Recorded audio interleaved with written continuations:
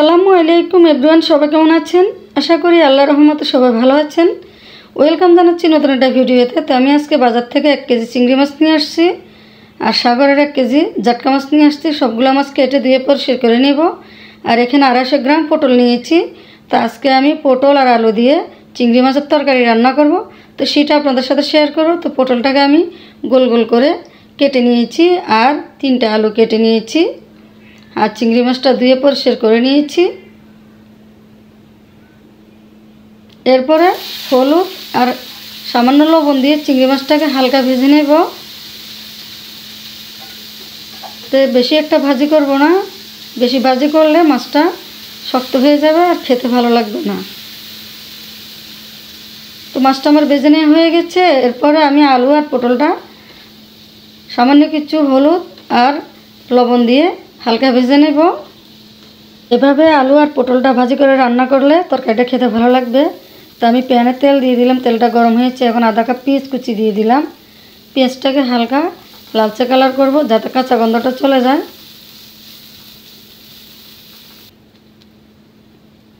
তো এখন আমি আধা চামচ রসুন বাটা, 1 চামচ জিরা বাটা দিয়ে দেব।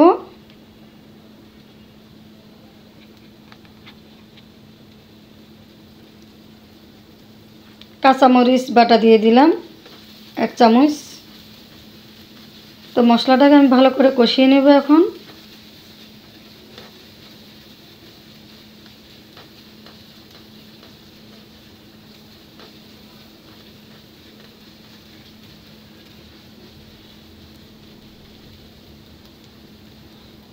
তো মশলাটা কষানো হয়ে গেছে।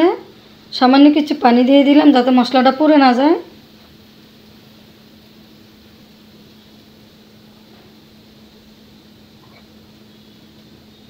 তো এখন 1 চামচ মরিচের গুঁড়া, আধা চামচ হলুদের গুঁড়া আর লবণ দিয়ে দিলাম। এরপরে মশলাটা ভালো করে কষিয়ে নেব। তো মশলাটা কষানো হয়ে গেছে। এখন ভেজে রাখা চিংড়ি মাছটা দিয়ে দিলাম। তো মাছটাকে ভালো করে নেড়ে চেড়ে কিছুক্ষণ কষিয়ে নেব। এখন ভেজে রাখা আলু আর পটলটা দিয়ে দিলাম। তো সব মশলার সাথে একসাথে ভালোভাবে নেড়ে চেড়ে মিশিয়ে নেব।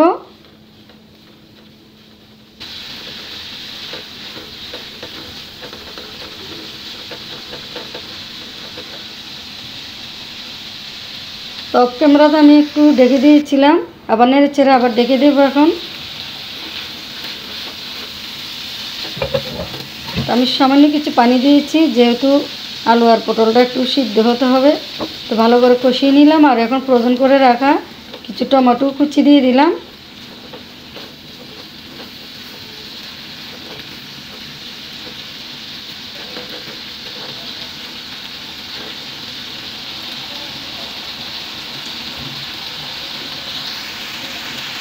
তো ভালো করে আরও কিছুক্ষণ কষিয়ে নেব।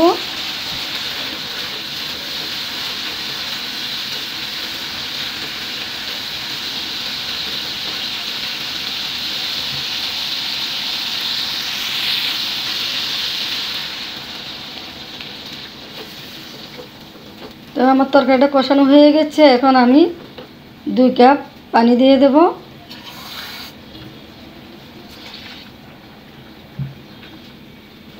আর 1 কাপ দিয়ে দিলাম পানি, যেহেতু আলু আর পটল একটু ঝোল ঝোল হবে। এরপরে ঢেকে দিলাম।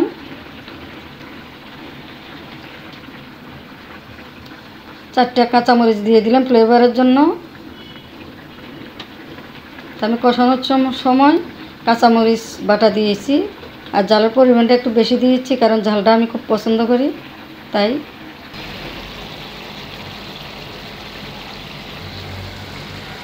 তো এখন আমি কিছু ধনিয়া পাতা কুচি দিয়ে দিলাম।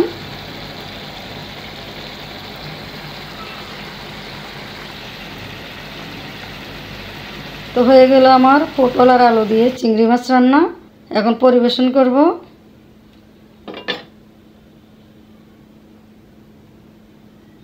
একটা বাটিতে ঢেলে নিয়েছি। কালারটা কত সুন্দর লোভনীয় হয়েছে।